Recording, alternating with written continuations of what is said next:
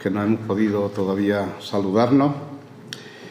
Y vamos a seguir después del parón que hice en Semana Santa, hablando de la resurrección, pues retomamos Filipenses capítulo 1, versículo 27, que yo tengo puesto aquí, que es el sermón número 24. Me ha gustado tanto el versículo, que llevo ya un montón de tiempo en él, ¿no? Y estoy aprendiendo tanto de él, no encuentro el modo de salir de este versículo. Vamos a empezar leyéndolo como siempre hago. Y dice Filipenses capítulo 1, versículo 27.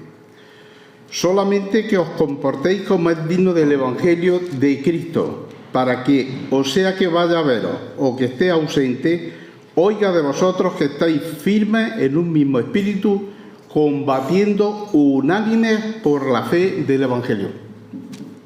Bueno, hemos desarrollado el versículo ya hasta el máximo, ¿no?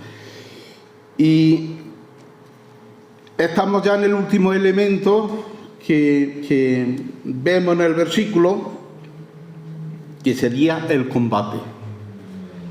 Aquí el combate aparece, el verbo aparece en gerundio simple, una acción que se está haciendo o que se nos pide hacer combatiendo, algo que debemos de hacer continuamente.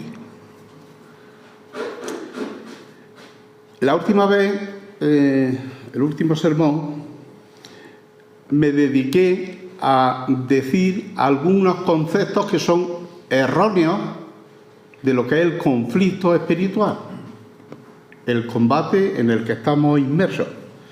Hoy sí quiero ya desarrollar lo que es la terminología de la guerra espiritual. Hace unos días me preguntaba uno de vosotros,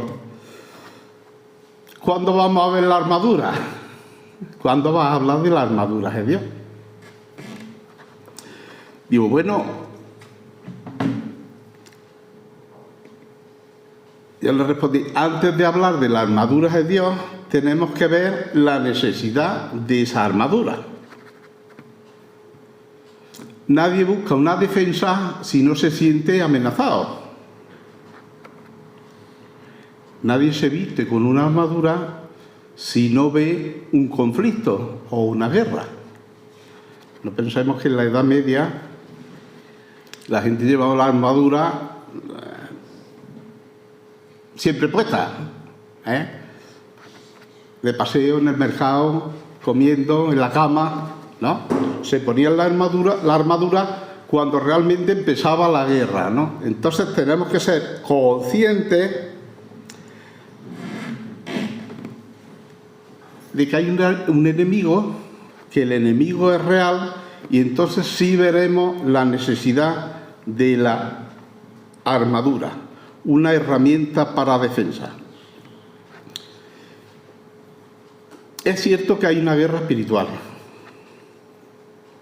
Aunque algunos de nosotros estemos ajenos a esta realidad o no se le dé la importancia que realmente tiene, hay una guerra espiritual. Y un versículo que fue prácticamente el último que tocamos el último día y que va a salir mucho en lo sucesivo, es un versículo donde Pablo pone las cartas boca arriba.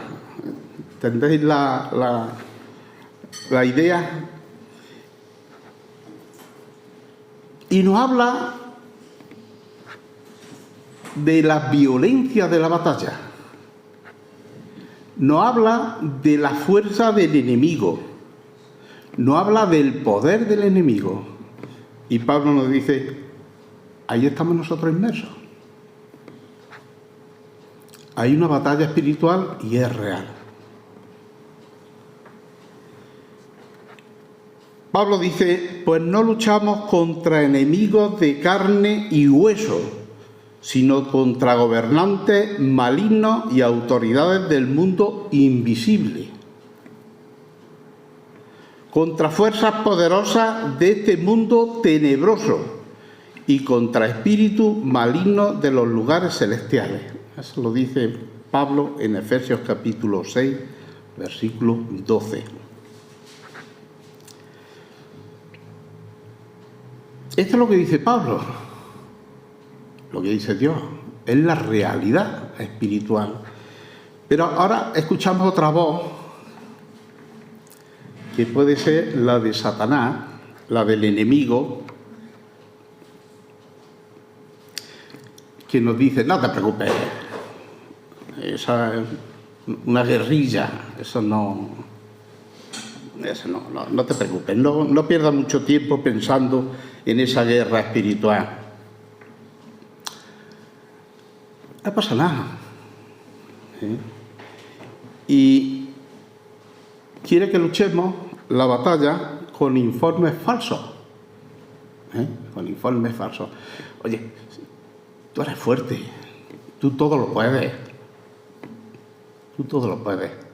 No necesitas mucha armadura. Por ti mismo puedes,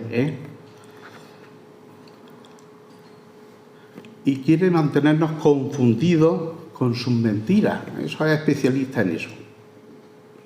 En mentir y en que nos creamos las mentiras para pillarnos desprotegidos, en eso es muy hábil. Pero Pablo dice: cuidado, que hay un conflicto real. Y nuestro enemigo, mira de qué naturaleza es. Poderoso. Entonces la idea que quiere transmitirnos Pablo es de: prepárate, conoce a tu enemigo. Y entonces buscaremos la armadura rápidamente, ¿no? Bueno, vamos a intentar definir el concepto de guerra espiritual. Yo he mirado mucho y hay diferentes estudiosos que han intentado definir este concepto de guerra espiritual. Algunos lo han desarrollado más completo y de forma más bíblica. Yo me he quedado con uno de un escritor que se llama Thomas White, que dice: me ha gustado porque me ha ayudado a entender quizás la complejidad que tiene la dimensión de la guerra espiritual.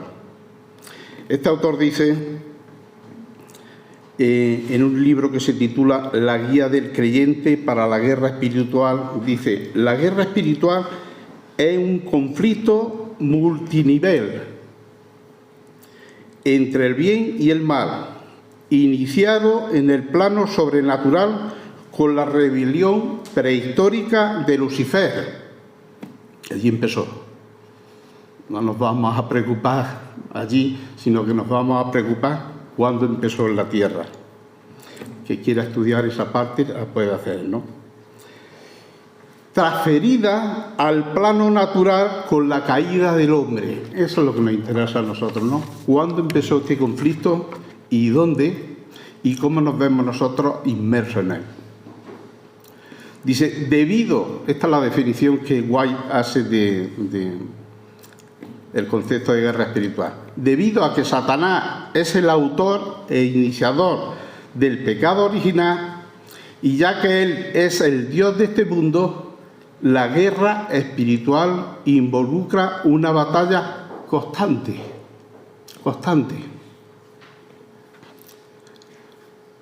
Ahí es donde el enemigo va a decir que no, hombre, que no es tal batalla ni es tan constante.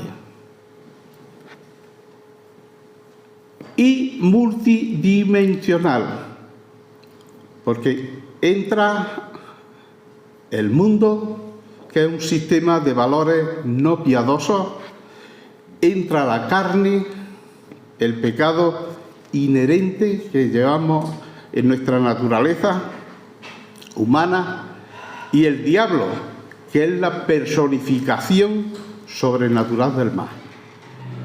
Esa es la definición básicamente que hace este autor, ¿no?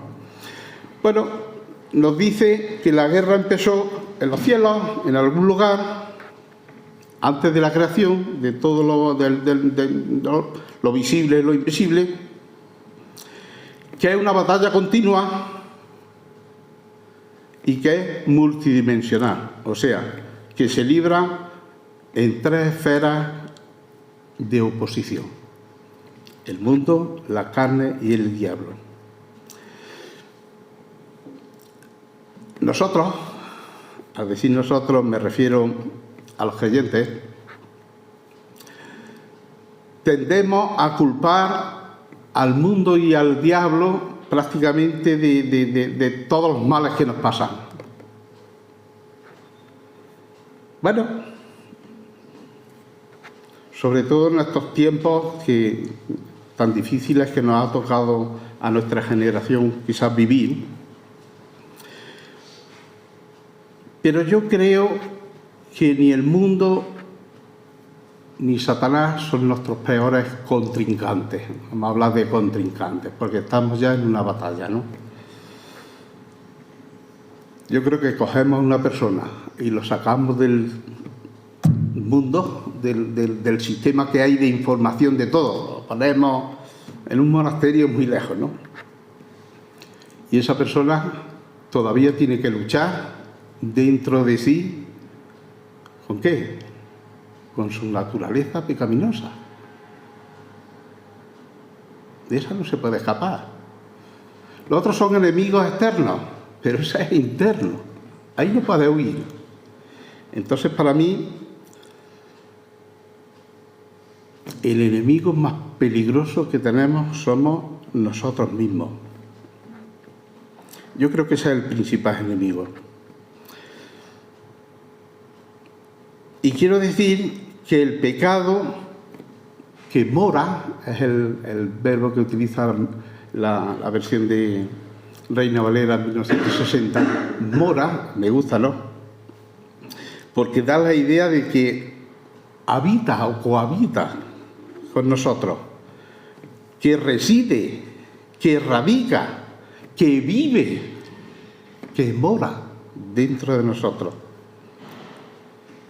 Bueno, y que se manifiesta en los pensamientos que todos tenemos muchas veces, de ira, de resentimiento, de odio, de maldad, de celos, de envidia. Eso está en nosotros. Eso cohabita con la parte buena también, por así decirlo, ¿no? Y hay una larga lista, ¿no?, que con frecuencia nos asaltan nuestra mente, ¿no? Asaltan nuestra mente y aparecen de una forma muy real. Demostrando que hay una batalla dentro de nosotros. Eso precisamente nos demuestra, a pesar de ser creyentes y tener al Espíritu Santo, demuestra que hay una lucha dentro de nosotros. Tenemos que luchar contra esos pensamientos. Tenemos pensamientos buenos, a veces tenemos pensamientos malos. Las dos naturalezas, no descubro nada nuevo.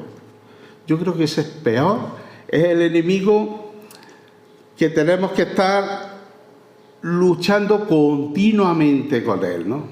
Es una batalla continua, diaria, como dice Juan Pedro. Tenemos que hacernos un chequeo diario, ¿no?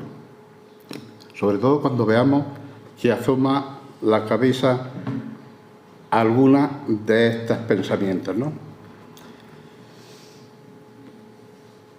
Bueno, nada hacemos o decimos sin que antes haya sido procesado por nuestra mente. Y ahí es donde reside todo. Entonces, mortificar, como decía él. Mirad lo que dice Santiago. ¿Qué es lo que causa disputa y pelea entre ustedes? ¿Acaso no surgen de los malos deseos que combaten en su interior? Claramente, nuestro enemigo, que combaten. Emplea el mismo verbo, ¿no? Hay una lucha. Hay tres enemigos, pero Yo creo que el interior lo miraremos tranquilamente los tres. No os preocupéis, que esto simplemente es una introducción al tema, ¿no? Desean lo que no tienen. Entonces traman y hasta matan para conseguirlo. Envidian lo que otros tienen, pero no pueden obtenerlo, por eso luchan y hasta hacen guerra para quitárselo. Sin embargo, no tienen lo que desean porque no se lo piden a Dios. Eso dice Santiago, capítulo 4, versículos 1 y 2. No tenemos nadie que pase eso. ¿Esto funciona o no funciona? Sí. Ay, mi primer PowerPoint, que anoche estaba a las 11 de la noche haciendo, ¿no? Muy simple, muy sencillo. Bueno, por algo se empieza, ¿no? Entonces, la oposición viene o proviene, en primer lugar, de nuestra carne. Somos nuestros peores enemigos. Luego el mundo que nos rodea, con todo lo que nos atrae, con toda la tentación que nos presenta, y finalmente la mano de Satanás, que también tiene su rol contra el creyente. Ahora, si preguntamos a los creyentes, y de hecho se han hecho encuestas, sobre cuál de estos tres enemigos es el que más teme, o el que entiendes que es más peligroso, un porcentaje muy grande dice el diablo. Curioso. Porque no nos miramos a nosotros mismos, ¿no? Miramos el exterior, ¿no?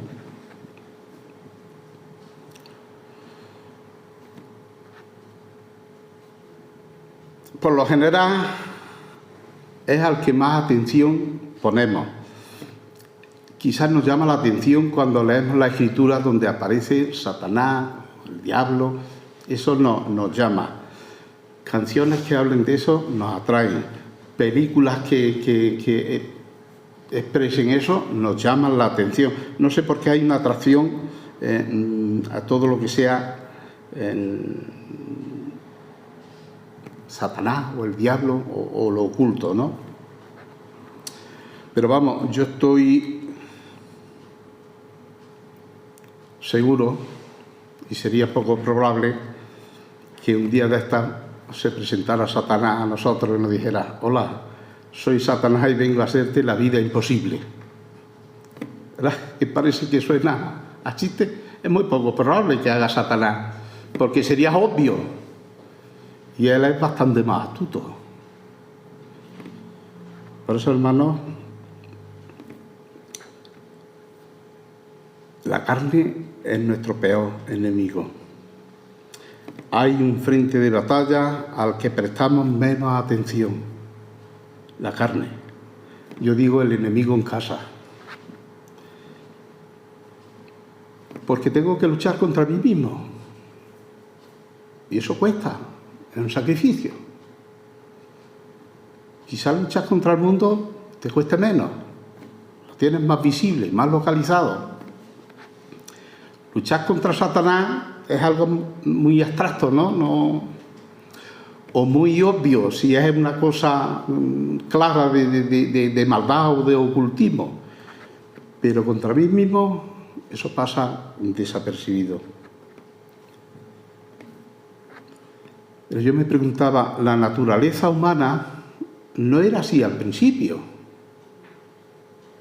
Hemos dicho que esa guerra espiritual antaña se hizo patente en la tierra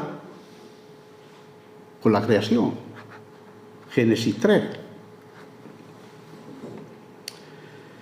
Y nuestra naturaleza ahora, pues, tenemos tendencia al bien, tenemos tendencia al mal,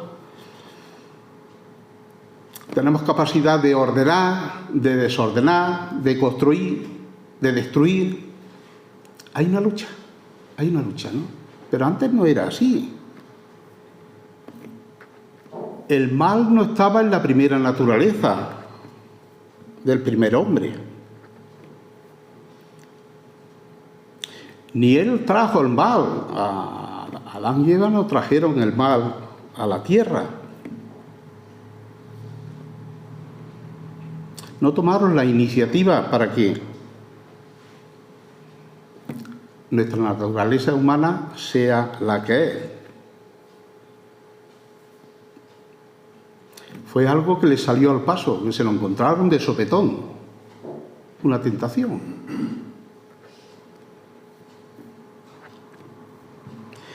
Su origen tiene la forma de una tentación. Y fue una tentación por voluntad ajena. Sabemos que fue el diablo en forma de serpiente. Y el pecado consistió en que el hombre cedió a esa voluntad. Esa voluntad era del diablo. Y Adán y Eva cedieron a esa voluntad.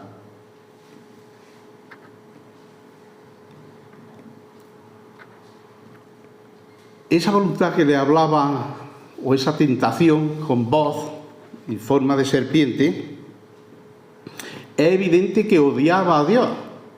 Y por todos los medios quiere que el hombre se una a él y también odia a Dios. Ese es su fin.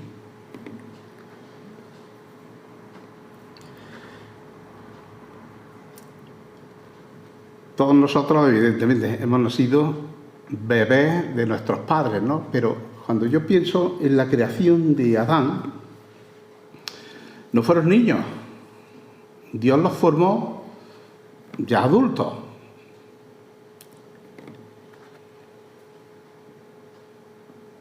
¿Qué se reflejaría, yo me pregunto, qué se reflejaría en el carácter y en la misma persona de Adán, que fue el primero en ser criado? ¿Cómo le duraría el poder de Dios de creación en él, ¿no? Porque fue creado. Tuvo que hacer algo realmente espectacular, ¿no?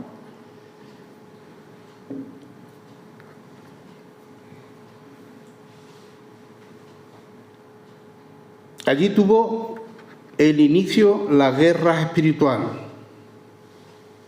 Y digo que tuvo que ser horrible porque el tentador tocó el sentido vital de Adán.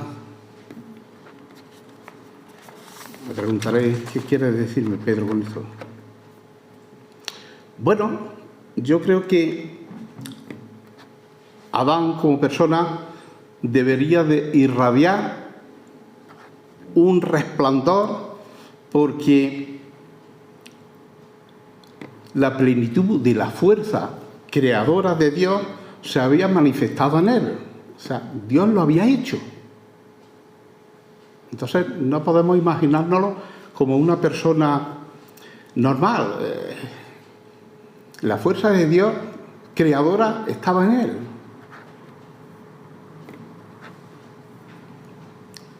Y yo creo que Adán percibía esa fuerza creadora. Se sentiría muy bien, porque Dios lo había formado.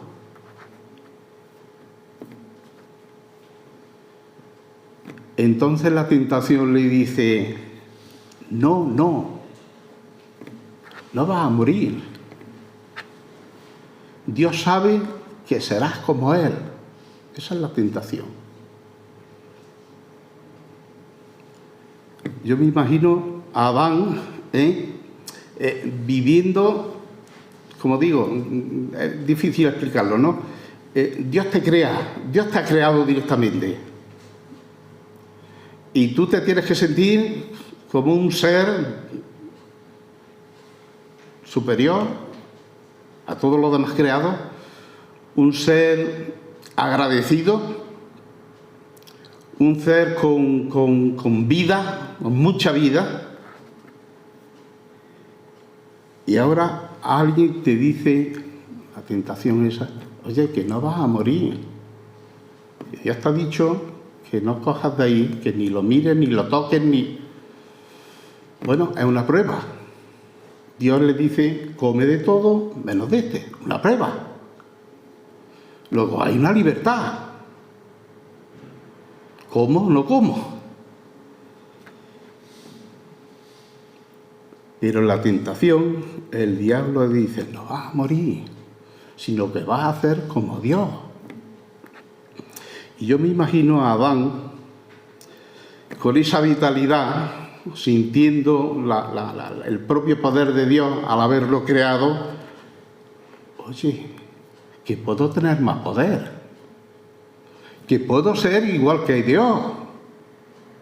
Cuando Dios había establecido perfectamente, oye, tú eres mi creación con un propósito y yo soy tu Dios.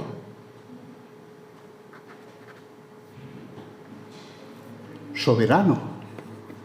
Yo aquí, tú aquí. Pero con la astucia, Satanás le dice, oye, no, que puedes ser igual a Dios. Y si dejas volar la imaginación, superior a Dios. ¿Entendéis lo que pasó allí? Seguro que el hombre pensó, puedo abarcar todo lo creado, todo lo que estoy viendo, porque me está ofreciendo una cosa que puedo mandar en todo el universo, que puedo llegar a ser soberano como Dios. Y ahí el tentador destruye la relación humana de semejanza con Dios. Dios pone al hombre en su sitio con su propósito de sojuzgar y enseñorear sobre todo lo creado. Parece que hay alguien ahí.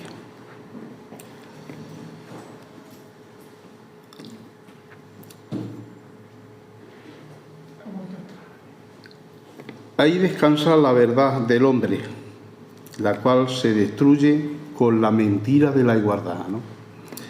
Y los esquemas al hombre se le caen, y si aquello era una prueba, el hombre fracasó, quiso ser como Dios, Señor de todas las cosas, y de sí mismo, y de sí mismo.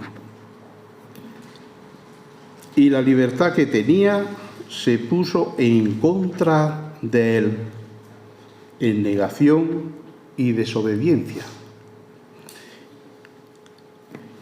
Cuando vemos el relato de la creación, yo muchas veces pienso en el hecho de que Dios pusiera una prueba, ¿no? Con Job, que lo tocamos el último día. ¿Qué diferencia en reacción entre Job y Adán, no? Uno sucumbe a la tentación y el otro sale victorioso.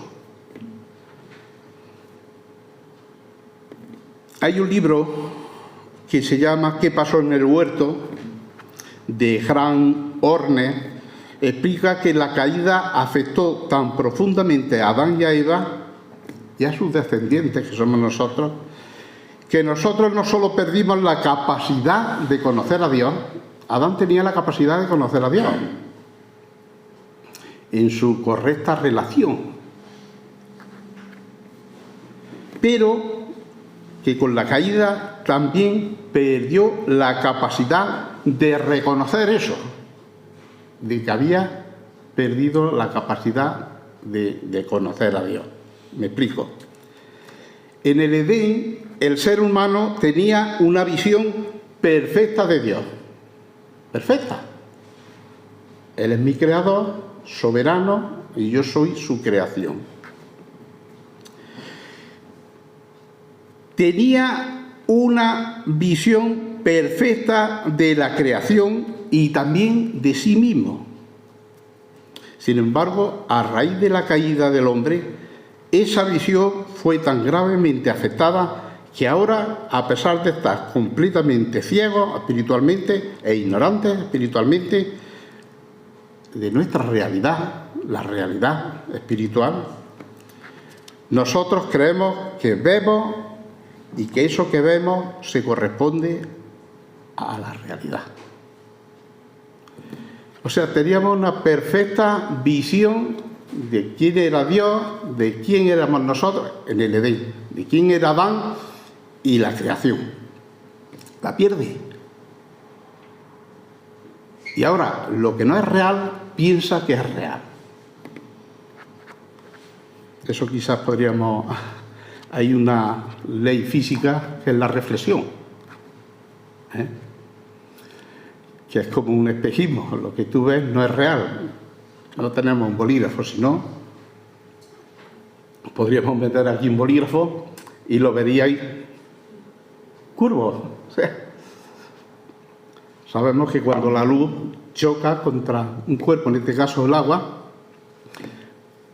desvía y parece que la cuchara o el... Algo así pasó en el Edén. El hombre tenía una visión perfecta de Dios, de sí mismo y de la creación. Sin embargo, a raíz de la caída, esa visión fue tan gravemente afectada que ahora, a pesar de estar muertos espiritualmente, que eso es lo que pasó allí, ciegos, ignorantes de la realidad, de la verdadera realidad. Sin embargo, ahora creemos que vemos, así es el hombre, cree que ve, que sabe y que lo que está viendo es la realidad, ¿no? Yo creo que vamos entendiendo un poquito la naturaleza de la guerra espiritual.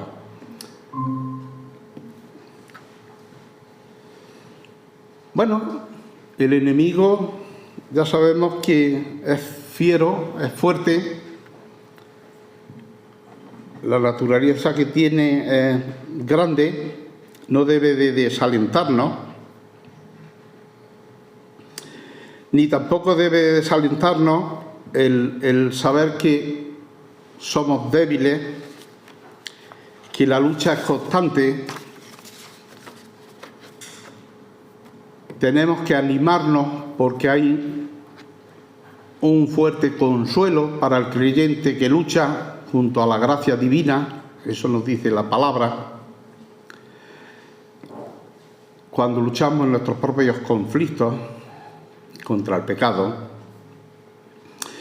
recuerdo un texto que decía cuando Gedeón exclamó desesperado: si Jehová es con nosotros, ¿por qué no está pasando esto?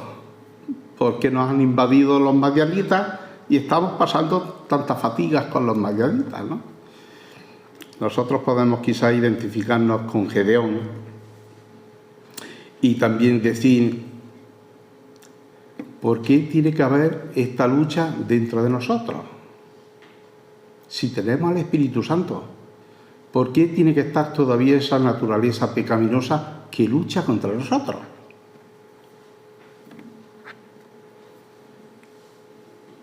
Pablo decía: realmente no me entiendo a mí mismo, porque quiero hacer lo que es correcto, pero no lo hago.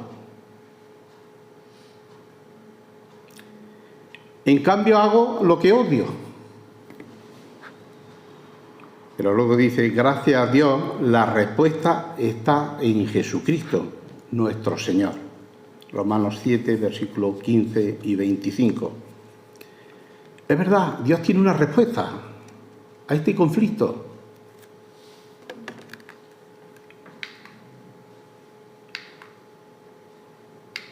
Botón derecho.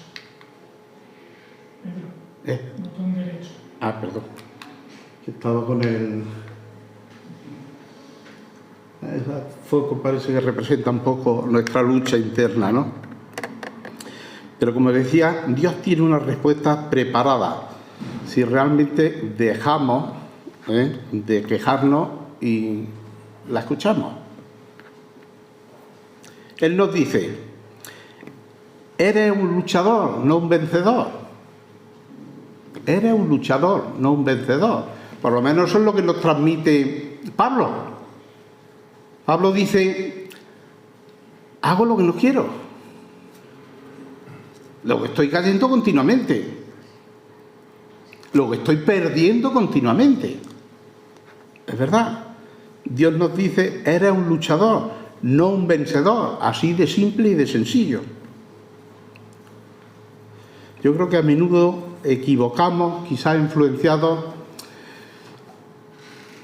por tanto devocional que nos transmiten que somos más que vencedores, por tanta literatura, por tantos libros, por tantas veces que nos repiten, oye, la victoria la puedes tener instantáneamente, ahora mismo, si la quieres, ahora mismo puedes tenerla, ¿no? Yo creo que eso es equivocarnos en el estado del cristiano en esta vida. Yo creo que Dios no nos está llamando al triunfo inmediato. No, eso es equivocarnos. No hay triunfo inmediato sobre nuestros enemigos. No, no lo hay. Bíblicamente no lo hay. La lucha es continua. ¿Hasta cuándo? Hasta que te mueras. Tienes que estar luchando. No hay una victoria sobre nuestros enemigos de una forma instantánea. Lo he vencido, ya está. Le pongo el pie encima y aquí ya no hay más. No.